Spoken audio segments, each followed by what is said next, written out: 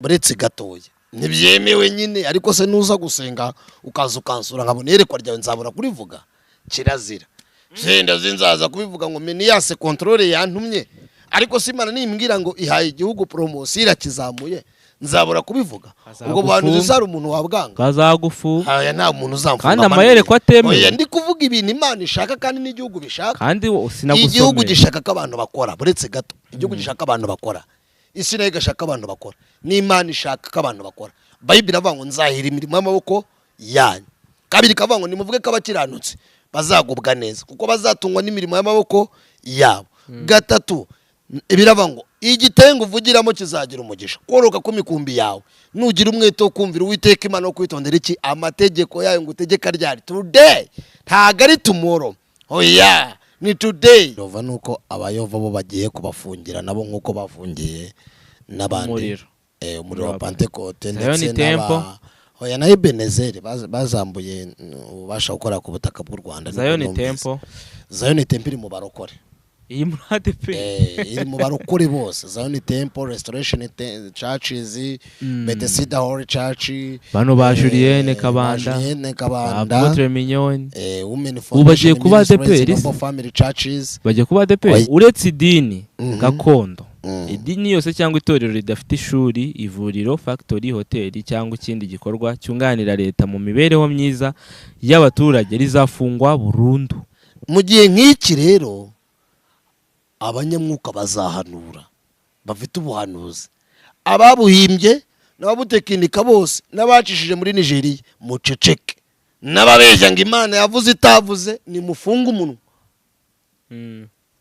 ni igihe abanyamuhamagaro bagiye gukurira Imana kubera ko Imana abanyamuhamagaro bagendana n'ibimenyetso n'Imana agiye bitubwira tugenda tubwira abantu kandi ntakubwiye ngo njyaho ngo ndikoroshya abantu ndabizi ko muri butukane ngo ndigwahamura abantu ndagira ngo mbabwire ngo ibyo mutarabona muzabibona iki ni igihe umuntu akwiye kwikomeza ku Mana agasengera mu mutima akabana n'Imana ku giti cye atari ikintu cy'akavuyo atari ikivange umuntu wese akegera Imana ku mutima we n'ubwenge bwe kuko igihe cy'ikigare kiri kugenda kivaho nakubwiye ko Imana y'amabutumwe irambwira ngo igihe kirageze ngo agakiza karyo umuntu ajya akizwa ibyo ari fiard yabyo apana kwitwa kuri umurokore kandi uri bisisibiranya nagiye mbivuga nejo bune imbere y'amatora Imana y'amabutumwa twagiye tubitanga mbwira abantu buryo Imana yambwiye ko nyuma y'amatora hagiye kuba umukwabo mu madini ngira ngo abantu barawubonye nibyo rero ni bimwe mu mukwabo w'Imana nubwo rimwe na rimwe ari abantu babibangamiye kubw'inyungu zabo cyangwa kubw'inyungu z'Imana aha turi nahacu ejo ntawe uzikizaba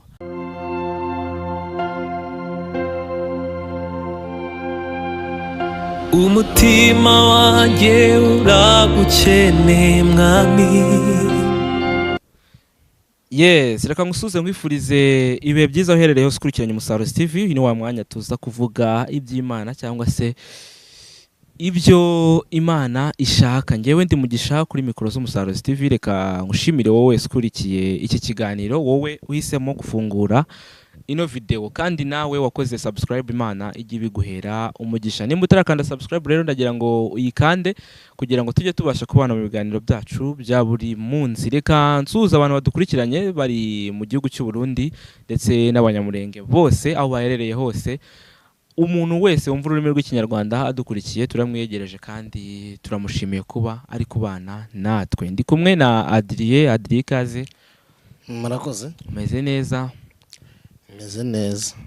meze neza nizere ko kubera ka kantu kabaye utavuga ngo ni bisanzwe kariya kantu tugiye kuvuga congratulations mu kanya niyo mpamvu nanjye mvuze ko meze neza okay ariko mu mwuka nyine abantu b'Imana tugomba kubabara ariko mu kubera ibihe turimo ariko Bibiliya avuga ngo dore dushima yego nibyo bidukwiriye muri Kristo, mu byiza dushime no mu bibi dushime. Reka nizere ko rero abantu badukurikiranye bameze neza kandi twirengagiza ko hari n'abatameze neza. Reka kandi umuryango mugari w'Umusaruzi TV n'Umusaruzi Ministries, we love you so much. Reka twizere ko rero abantu batameze neza baza kumera neza mu gihe basenze ndetse bakizera Imana. Ni wansengera ubundi tugahita dutangira. Ngo dusengere wowe mushumba dusengere. Urakoze Mwami Yesu kuduhaye kongera kuba turamutse, wagize neza kutwimana, wagize neza kubana natwe, kubw'akanya keza uduhaye kugira ngo twongere tuvuge ibyawe, dushyigikire Mwuka Wera abane natwe, tuvuge ibyungura itorero ryawe, kubera ko tugeze mu gihe itorero riri mu kaga, riri mu mage, ni ibihe bigoye, ni ibihe by'umwuma, ni ibihe by'umwera, ni ibihe byo gukakara, ni amezi y'imbeho, ni amezi y'akabwibwi, ni amezi bigoranye cyane, byagoye umukire, byagoye uwize, byagoye umupasitoro, byagoye umuvugabutumwa, byagoye umuhanuzi, byagoye umuririmbyi, byagoye umukristo, byagoye umunyenganda, byagoye umuyobozi, byagoye uyobora, byagoye abasirikare, byagoye abakomeye, byagoye abami, byagoye ibikomangoma, byagoye Mwami elefori weledronse fodra ne degonsi fomenedra. Ni ibihe bigoranye, ni ibihe bikakaye, ni amezi y'imbeho, ni amezi y'akabwibwe. Ariko Bible yarambwiye ngo mbese umwana w'umuntu azarinda agaruka kwizera kukiri mu bantu. Ariko Bible yongera ikambwira ngo ariko wowe mwana wanjye ujye ukiranuka ugeze ku gupfa. Albela fodron se fodra. Duhe gukiranuka kugeza ngo tugere ku gupfa, kubera ko ni igihe abantu benshi bari gupfa uruhagaze. Ni igihe turi guhura n'ibintu byinshi cyane bigoye umwana w'umuntu, n'umuruho n'umuhate. Umuririmbyi umubwiriza yaravuze ngo ko iminsi igende, ku butunzi bugenda bwiyongera, ni nako n'umuruho ugenda wiyongera, amakuba agenda yiyongera. Kandi uko tugenda tubibona, abantu bagenda barushaho kugabanya amasaha yo kuruhuka, tugakora cyane ngo ni ugutera imbere. Ariko n'umuruho na Mugisha rimwe na rimwe hari njya mubwira nti mbese waryamye, nkabona saa 11 ngarimo arakora. N'umuruho mbese, n'umuruho ugoye umwana, n'umuruho ugoye umunyacyubahiro, n'umuruho ugoye njye wadiremva umbwiriza ijambo ry'Imana. Mbese abantu twakakaye pe. Ariko mu gihe nk'iki ngiki Bible yarambwiye ngo ahirwa uwihangana akageza imperuka niwo uzakizwa. Duhe kwihangana kugira ngo tugeze imperuka, ko tugeze igihe agakiza kadusohoyeho mu izina rya Yesu. Amen. Ati ni umuruho cyane, umuruho n'umuruho. Musabye kwicara kuri kamera, ntabwo byari biri muri gahunda cyane. Ariko zimwe mu mpamvu nkwicajeho, wabonye icyegeranyo twakoze.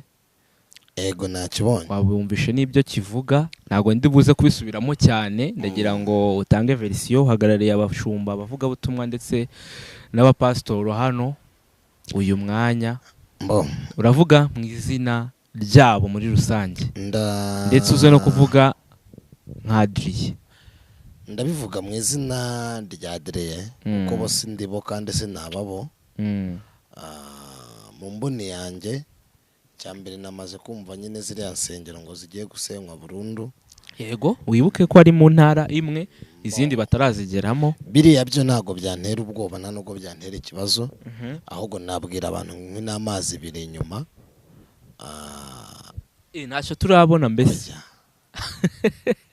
Arukuntu umwana yumva imigenda akagira. Ariko ntaguciye mu ijambo, nasamye bwa mbere, agiye kubyara bwa mbere, hari igihe umubyeyi yumvaga imigenda akagira ngo akagira ngo ni igisi.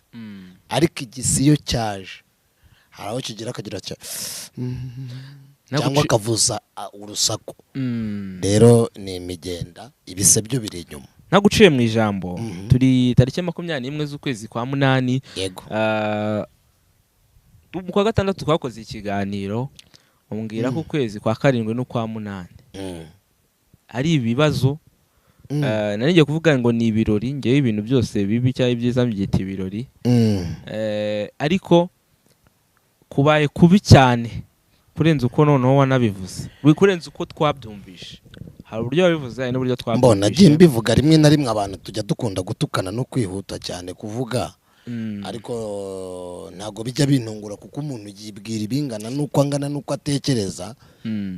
Kandi hari n'ibyo twebwe Imana igenda yishura kubizeye kabona nubwo biri kugorana muri gihe cya none imihanda yanyereye ikibuga cyicuritse ariko twagiye tubivuga ndetse tunabisubiramo tugenda tubwira abantu mu buryo bw'ubujyanama mu buryo bwo gusenga mu buryo bw'inyigisho mbwira abantu ko bagomba kwikomeza ku bantu twabonye ibintu byinshi mu kwezi kwa karindwi ino minsi abakristo dukozemo no mu rwose kwezi kwa munani dukozemo urumva hari ugufungirwa insengero ndetse ubwo mu kinyarwanda cyiza ni uguhagarikwa noneho ugahita wakira amakuru n'amadini bafunze aho insengero zo turakora amadini yarafunze rimwe na rimwe n'ibifu by'abantu babifashe ku nda ntibyakora ibyo byagambiriye aba bapasitoro barabaho bate ariko abapasitoro bagomba kubaho twebwe tubaho dute twebwe tubaho dute mubwire Theo se mubwire Theo ukuntu yaririmbye nubwo nawe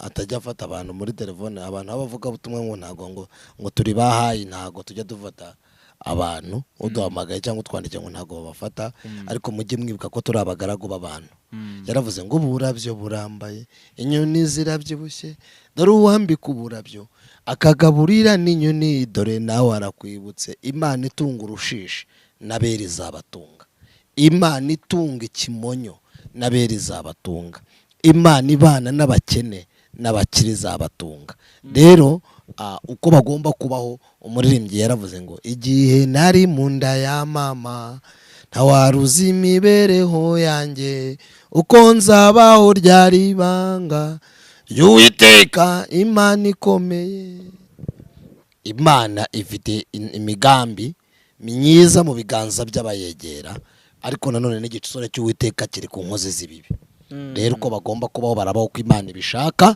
nta muntu ubaho kuko umuntu yabishatse rega rega umwuka duhumeka n'uw'Imana ntago tubaho ko abantu babivuze ntago tubeshwaho n'abantu tubeshwaho no kwizera nicyo navuga wenda wagiye wumva byinshi hejuru impamvu bazifunze abaziyobora aho bazifungiye ubwo ndavuga ariko mugi byenda twarabiteguje abantu n'Imana agiye bitubwira tugenda tubwira abantu kandi ntakubwiye ngo njyewe ngo ndikoroshya abantu ndabizi ko muri butukane ngo ndigwahamura abantu ndagira ngo mbabwire ngo icyo mutarabona muzabibona iki ni igihe umuntu akwiye kwikomeza ku Mana agasengera mu mutima akabana n'Imana ku giti cye atari ikintu cy'akavuyo atari ikivange umuntu wese akegera Imana ku mutima we n'ubwenge bwe kuko igihe cy'ikigare kiri kugenda kivaho nakubwiye ko Imana y'amabutumwa irambwira ngo igihe kirageze ngo agakiza karyoha umuntu ajya akizwa ibyo ari fiyarade yabyo apana kwitwa kuri umurokore kandi uri bisisibiranya nagiye mbivuga neje ubundi imbere y'amatora Imana y'amabutumwa twagiye tubitanga mbwira abantu buryo Imana yambwiye ko nyuma y'amatora hagiye kuba umukwabo mu madini ngira ngo abantu barawubonye nibyo rero ni bimwe mu mukwabo w'Imana nubwo rimwe na rimwe ari abantu babibangamiye kubw'inyungu zabo cyangwa kubw'inyungu z'Imana ariko tugomba Bibiliya yaravuze ngo akangubwira amagambo abiri sibyo ijambo rya mbere uzi ubwenge mu gihe nk'iki ngiki yaceceka ijambo rya kabiri bajya bavuga ngo ntuzigere wibaza uko ejo uzabaho Imana niyo yonyine igira ijambo rya nyuma ku buzima bwawe ahangaha aha turi ni ahacu ejo ntawe uzi ikizaba rero uzi ubwenge mu gihe nk'iki ngiki yararama agatumbira Yesu kubera ko gutumbira ibintu biraza gutuma abantu basara abandi bata umutwe kubera ko ibi bintu byagiye bizamo imitwe myinshi bizamo kwesikuroka kwinshi tumaze ukwezi hafi ukwezi kugiye gushira amaze ibyumweru bibiri ibintu by'insengero bitangira nkoze kuri hafi bitatu ibintu by'insengero bitangira rero by'amadini kubera ko byagiye byubakwamo ikintu kinini abantu bakaba imbata z'amadini kurenza imbata za Kristo babaye abanyabinyoma abandi babiniryarya abandi babibyigenge rero Imana agiye bivuga kenshi ni igihe cyo kugira ngo tugere none kumbaza ngo uko nabyakiriye ikinsengero cyo kuko zizasenywa ntago byantunguye kuko zizasenywa izindi zizagurishwa twe kubica ku ruhande zimwe bazazigurisha zibere nk'amasare y'amakwe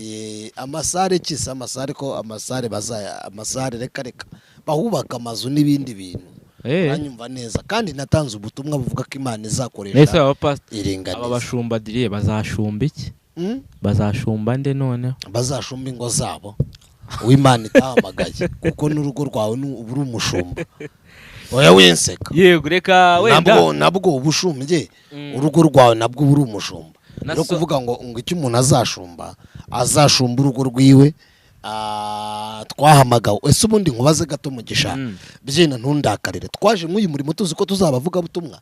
Ninde muntu Imana yahamagaye mubwira ngo uzaba umuhanuzi? Twaje dushaka ubugingo, tuza dutegereza umuntu bita bugingo, tuza ariwe tuze gushaka. Tumaze kwitaba umuhamagaro, araza aradukundira, aduha impano, dutangira guhanura, dutangira kubwiriza, dutangira kwerekwa. Nimba tugeze mu gihe rero isi kakaye kukubwira ngo urusengero nuko bufite icyiciro cya mbere cya kaminuza, cya kabiri cya kaminuza, icya kabiri kuba rwujuje ibi n'ibi, nahise igeze rero mu gihe nk'iki ngiki ufite ubwenge yaceceka akarambura agatumbira Kristo. Kubera ko ibyo kuvuga ngo pastor, twibuke ko twese twaje dukeneye ubugingo, kandi bugingo ntagapfuye kuko tutari kubwiriza. Ntago bugingo apfa kuko insengero zasenywe, ahubwo ubundi sizo nsengero n'ubutumwa bwiza bwavugirwagamo. Iyo aba ari ubutumwa bwiza bwavugirwagamo nari kubabara, ariko kubera ko rimwe na rimwe twagiye tubihindura. Gusa ndakomeza abashumba b'abanyamuhamagaro bafite amakuru ko Yesu azabana nabo, kandi Imana ntago yigeze. Bibiliya irabivuga mu Itangiriro 6 no mu bice 7 yaravuze ngo sinzigera no mwitangiriro sinzigera mfata abakiranutse ngo mbarimburane n'abanyabyaha. Kirazira. Bibiliya avuga ngo ntago umwandu w'abakiranutse uzahora ku mwandu w'abanyabyaha, ntago bijya bihura. Imana izajya ibana nabo. Rero icyo navuga kirimo nuko nabwira abantu ngo nimureke twige kwirwanaho, duhangiye Imana amaso, dusome ijambo ry'Imana, tureke kuba abanebwe, twegera Imana. Naho amadini yo ni birebire. Ngaho mbaza ibyo rugiye kumbaza, ndabizi ko bigiye gukakara. Nasomye intonde ebyiri, wenda urwa mbere rwuranyemereye uruvugaho, ariko hari urundi rukomeye, ari narwo zingiro ry'ibibazo byanjye. Kandi rega abantu icyo nabahumurizaho, ni amadini yafunze, ni amazu atujuje ibisabwa, ndetse n'ibindi bijyanye n'uko leta ibyifuza, bijyanye n'iterambere ry'igihugu kigeze, ndetse n'ibindi nge ntazi ko ngende umuvuga butumwa bwiza. Ariko urusengero Bible iravuga ngo mbese ishobora byose yabasha kuba mu byakozwe n'intumwa ibice 17, ishobora byose yabasha kuba mu mazu yubatswe n'abana b'abantu. Ishobora byose muri twebwe, ivugira muri twebwe, ikora muri twebwe. Paul yanditse aravuga ngo muri nzandiko zisomwa na bose. Twebwe turi urwandiko rugenda, turi ubuhamya bugenda, ntago dukwiriye gucogora. Paul yaravuze ngo uko umuntu w'inyuma agenda arushaho gusaza, umuntu w'imbere agenda arushaho kuba mushya. Ngaho yego haje indi nyandiko. Izi nyandiko mbibutse ko zitaremezwa n'amategeko, cyangwa se zitarashyirwa ku mugaragaro. Tunaha credit ku bantu baba bakoze iri cukumbura bakatugezaho izi ntonde zitaranemezwa. Ni proposal yego, ariko nabonye Apotre Mutabazi avuga ngo iyi ni integuza leta ibigiriho abantu, ubundi kaziti ko bitaho kashe yanga wenda kubatungura cyangwa kubatunguza ibintu. Ariko n'iby'insengero nuko byari byabanje kuvugwa, yego byabanje kuvugwaho, byemezwa nyuma, biterwaho ndetse na kashe nyuma. Ariko iri ryo riteguza naryo riravuga ngo itegeko rishya rizagenga amadini mu Rwanda rizasigaza amatorero 8. Ubwo bayaciyemo ibyiciro 8 cyangwa ni amadini 8 yonyine? Ni amadini 8. Oya, urumva ni uguca ibyiciro. Ni amadini ni ibyiciro 8. Ni mpuzamatorero iri mu byiciro 8. Ni ibyiciro 8. Ni ukuvuga ngo iryo batavuze nta ryongera kubaho. Iyi itari muri ayo 8 kugira ubyumve neza. Nimba izo tugiye kubonamo hari izo ndi bukubwire zibuze, ndi bunakubaze wenda aho zakisanga bishiramutse bishoboka.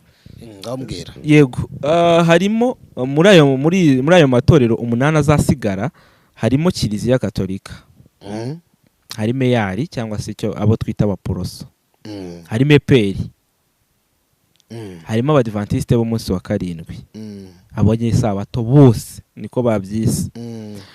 Abanyesabato bose n'abantu basenga ku munsi wa 6. Yego. Ariko hano mu Rwanda nabo keretse nko muri Amerika barahaba. Yego. Baraba basengera mu yandi matorero ku wa 6 menshi. AEBL, UEBL, RBCL, ababatista. Urumva?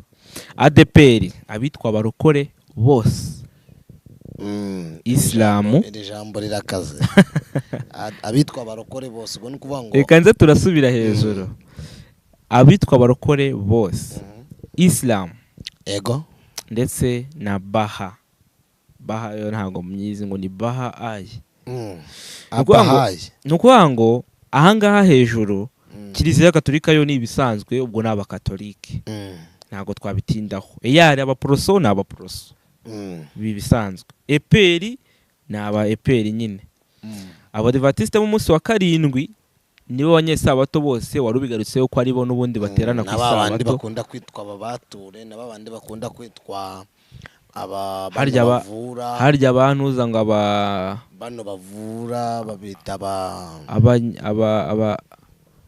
sense bano bavura amadini avura simbizi ngo n'abagorozi nabo bemerera basenga ku isabato naha ubwo urumva bari muri abo abanyesabato bose IEBL UEBL RCA ababatista nabo si bamwe se bagendera erega imyizerere igiye itandukanye niyo mpamvu bagiye bafata amadini n'amatorero afite imyizerere n'imyumvire bihuye yego harimo ADPR ubwo ni abitwa abarokore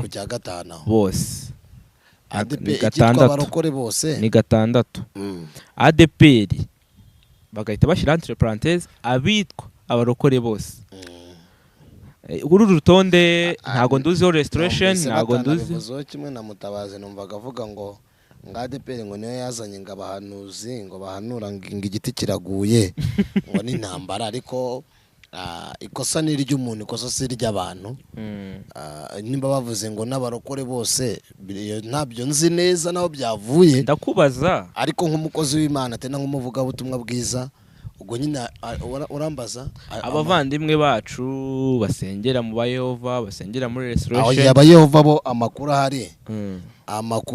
ahari ku batemwe de Jehova nuko abayehova bo bagiye kubafungira nabo nkuko bafungiye n'abandi umuriro wa Pentecote ndetse hoya na Ebenezer bazambuye ubasha gukora ku butaka bw'u Rwanda Zion Temple iri mu barokore iyi muri ADPR iri mu barokore bose Zion Temple Restoration Churches Bethesda Holy Church bano ba Julienne Kabanda Apotre Mignon ubagiye kuba ADPR Family Churches bagiye kuba ADPR oya nabitwa abarokore bose nyine ariko ni ADPR bagomba kujya mu mbonera hamwe ni imyizerere imwe buri fasha ba ADPR ugafata no kwa Minyoni dutandukanira ku bintu bimwe ikintu dutandukanira ni kimwe gusa ni imisatsi n'amaherena n'ibindi ariko gusenga tukuzura umwuka wera turabihuje kwa Minyoni turabihuje ibyo byose na donke nibyo rero icyo nshaka kukubwira ni icyo kirimo rero ariko abarokore nyine nabonye abantu benshi bagarukotse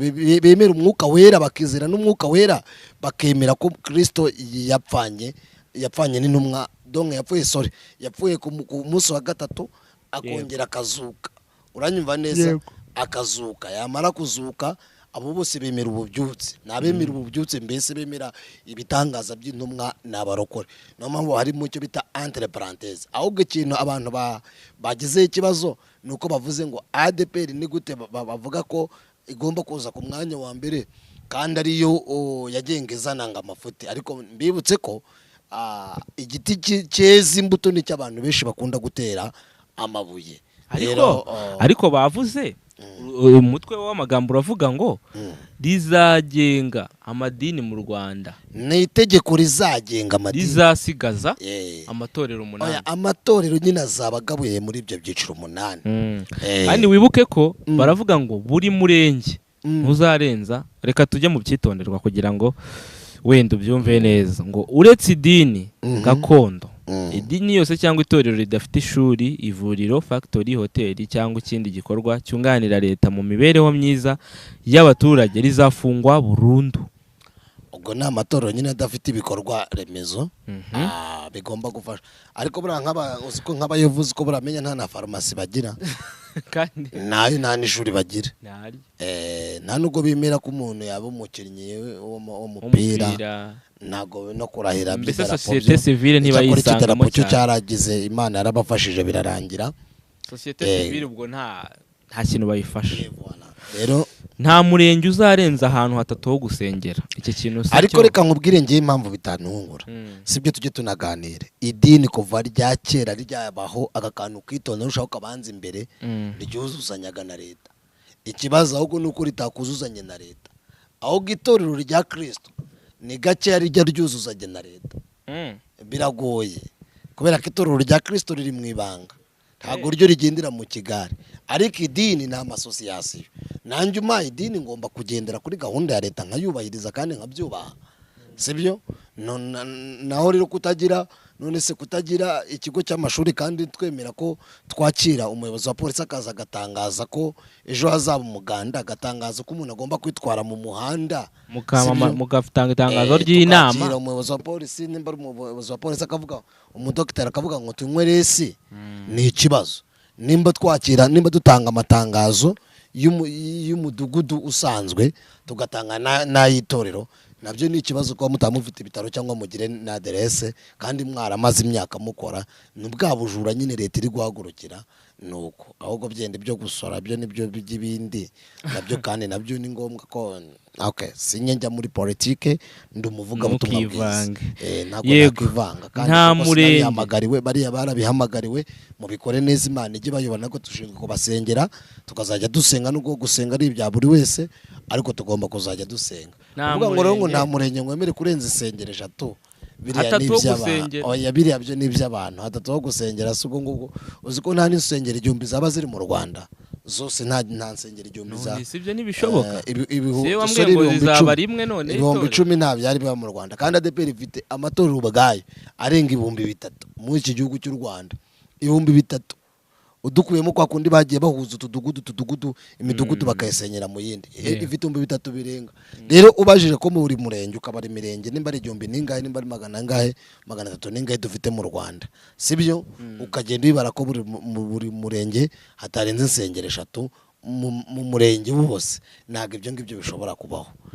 byenda abavuze ibyo bintu sinzo babikuye kuko si leta nta no garo umuvugizi wa guverinoma nago bavuga ngo si leta byatambutse kuri Yellow Paper nago bavuga ko atari leta kuko nibira gusubirwamo nka cyageze bya bindi twavuze ngo turindiriye nyakubahwa oya ntagari byo nta kashiriho nibivugwa nyine ariko byenda imirenge 3 ntago yabare mu gisha imirenge 3 ni mike cyane biramutse bibaye 3 ni nke cyane biramutse bibaye ndakubwira ikintu kimwe ndibuze gusorezaho kimwe kindi ku mutima uzahitamo kuba umuvuga butumwa cyangwa umunyepolitike ariko ibyo natanga bravo akani sawa gutemeye ajya ku gatuta akabwiriza akari sawa iyo umuntu akora politike nta mudepite nayikore ibi narabivuze murantuka ndi kuvuga ko nimba ukorera leta utazaziva ngo ukorera Imana ukorera leta niguhemba ku kwezi umukozi wa leta ahubwo muri bimwe leta yaguhembye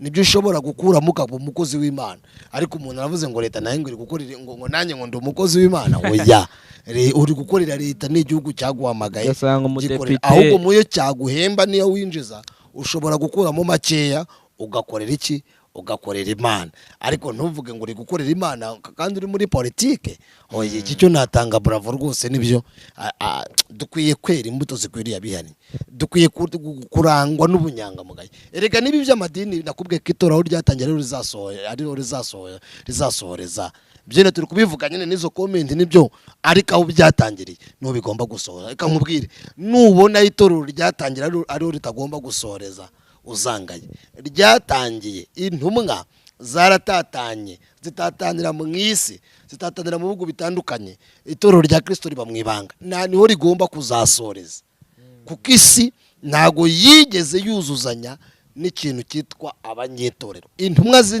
na Kristo ntago yigeze yuzuzanya na politike ntago rero ibintu byo kuvuga ngo iki tugomba guhuza tukumvikana bakagendera ku mbonera hamwe y'uko isi igenda ibishaka ni ngombwa ko bagomba kubikora ariko abanyamwuka n'abakozi b'Imana tugomba kugira gute tugomba kuyoborwa n'umwuka tukagendera ku mategeko ya leta biraba ngo tugandukira abatuyobora nibyo ndanabyemirije na kurinde ariko twemeranye ko ibi bintu byose nubwo bikorwa ntago ari umurimo w'Imana izo nsengero si umurimo w'Imana umurimo w'Imana ni iki muri Yakobo bavuga ngo iki idini y'ukuri nihita ku mfubyi ikita ku bapfakazi ngikafatanya nabikabasura mu mibabaro yose uranyumva neza ekote mu mibabaro yose iyo niyo dini y'ukuri igita ku mfubyi ikita ku bapfakazi aka kanya mu gihe cya none abapfakazi barabataye nagiye mbivuga ntango ubutumwa nkubwira uburyo bagiye barya imfubyi bakarya abapfakazi abantu murandakarira sibyo rimwe na rimwe mumbwira ko ndi kwinjira mu buzima bwanyu sibyo mbabwira ko agakiza twakimuye amakote yabaye menshi ahari amavuta y'Imana tuhashyira amakote,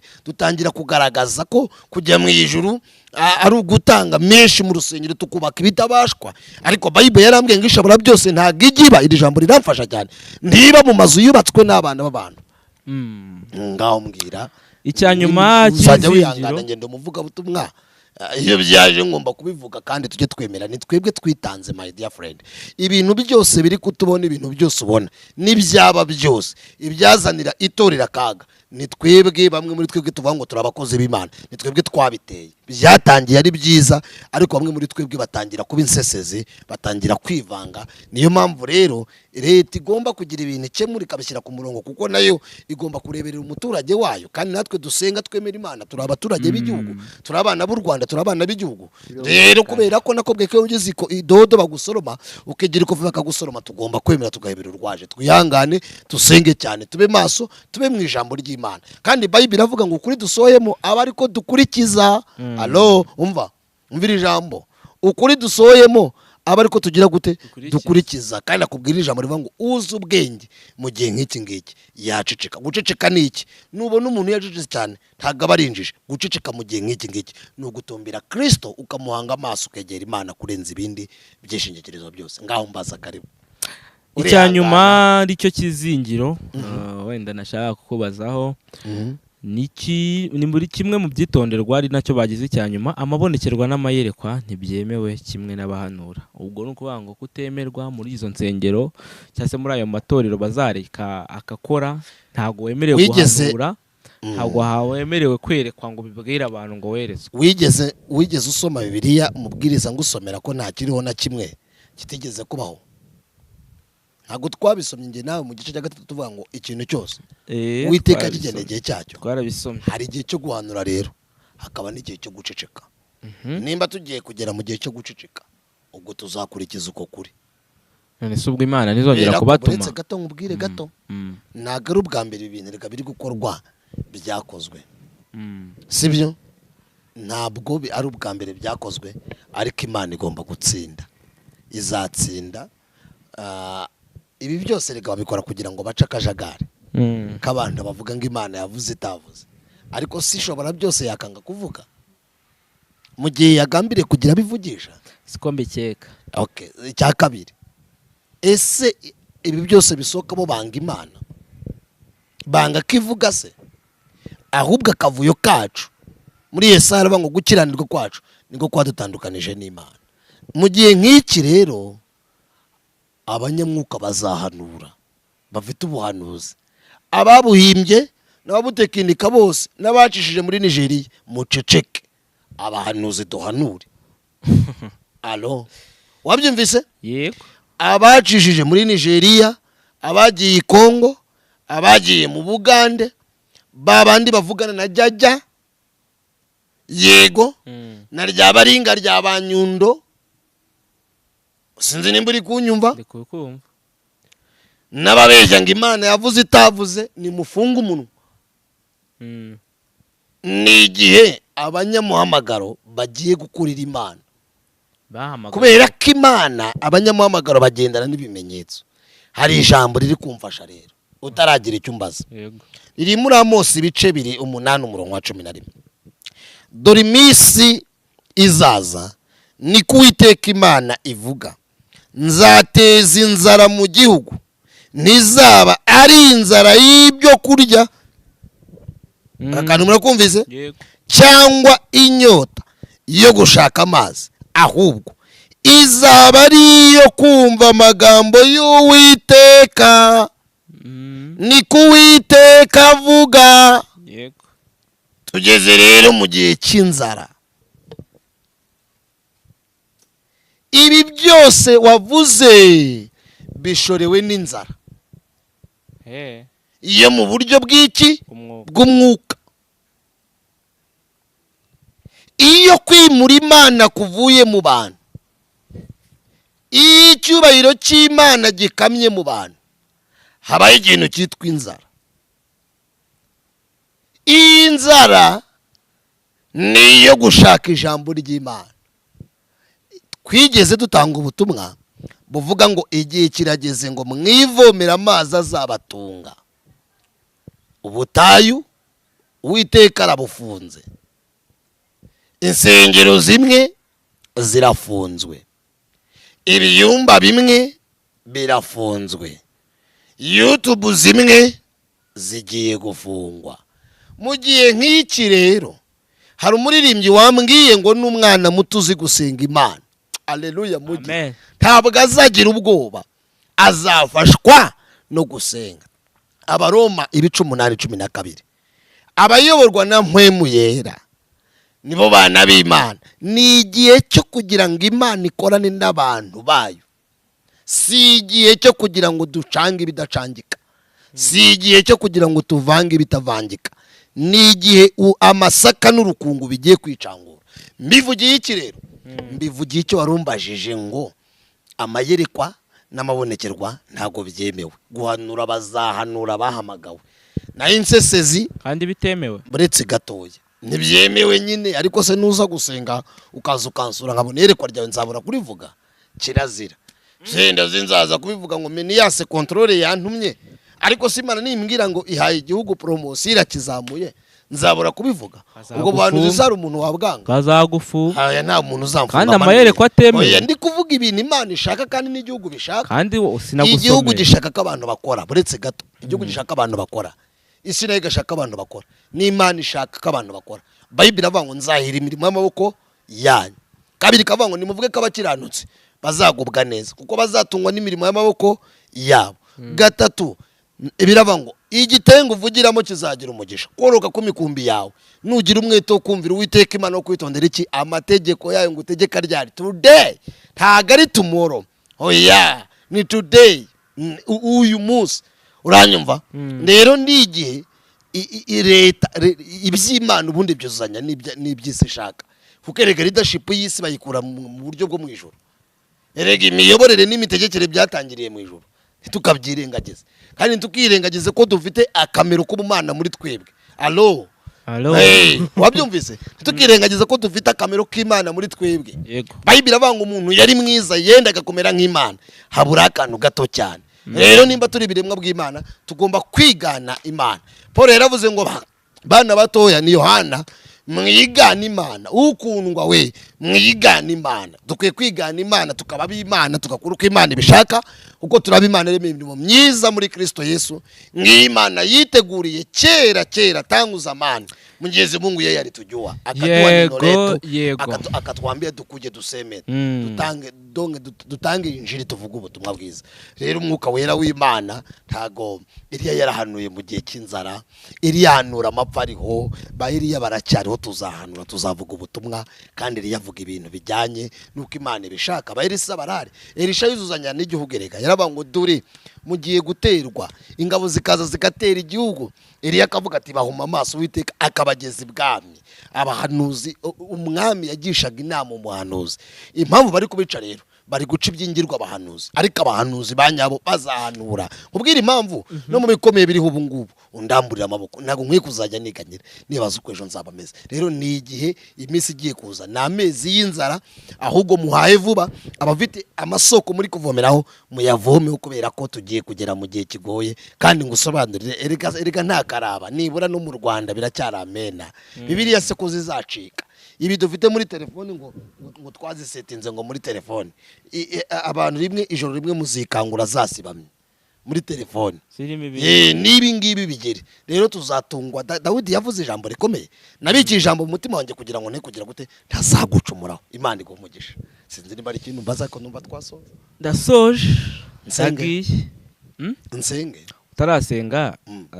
Hari ishimwe ugomba gutambutsa kandi ugatura. Ngatura? Oya, bagomba kumemba. Oya, nawe ugomba gutura. Umuryango mugari wanjye Umusaruzi TV, mumfashe dushima Imana. Imana yaduhaye umwana mwiza w'umukobwa. Haleluya. Yitwa Mudahemuka Migisha Brita Adrien. Imana yaguhaye umwana wa 4. Yitwa Mudahemuka Migisha Brita Adrien. Ntago ari Mugisha, uyu turi ku ni Migisha. Yitwa Migisha. Mutaza kugira ngo ni Migisha, ni Mugisha. Iyo batanze ishimwe baratura. Yitwa Mudahemuka Migisha Brita Adrien. Ni umukobwa mwiza usa n'Imana, agasa. Tuzana igikoma no kuri muze muhemba umubyeyi dukandi ntuza bavuga ngo barakanda akanyenyeri se bagakanda babishoboye ababikunda bagakunda inyigisho gusa twamubyaye ku itariki 18 ku cyumweru nibwo kuva 18 kugera izi saha twarakoze ibiganiro twarabibitse niyo mpamvu mutabonye mwarishwe n'inzara ariko kuva 18 kugera ubu nibwo dukoze ikiganiro nibwo mbivuze Imana ibampezagirire. Amen. Urakoze Yesu kubw'akanya keza uduhaye kikira umuntu wese wadukurikiranya hembuke zuru umwuka wera mu izina rya Yesu. Amen.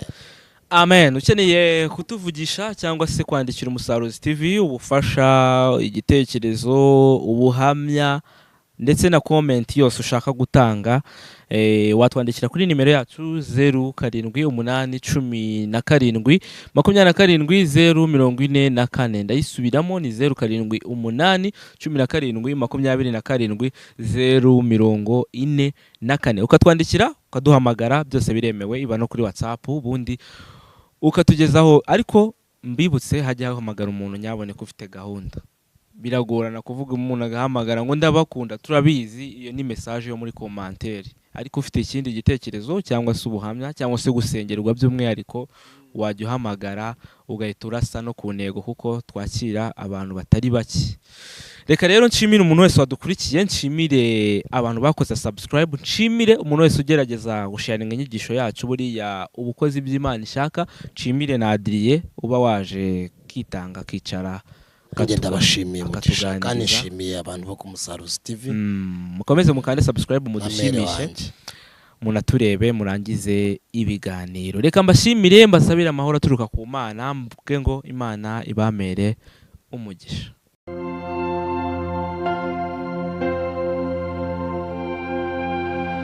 Umutima wanjye uragukeneye mwami.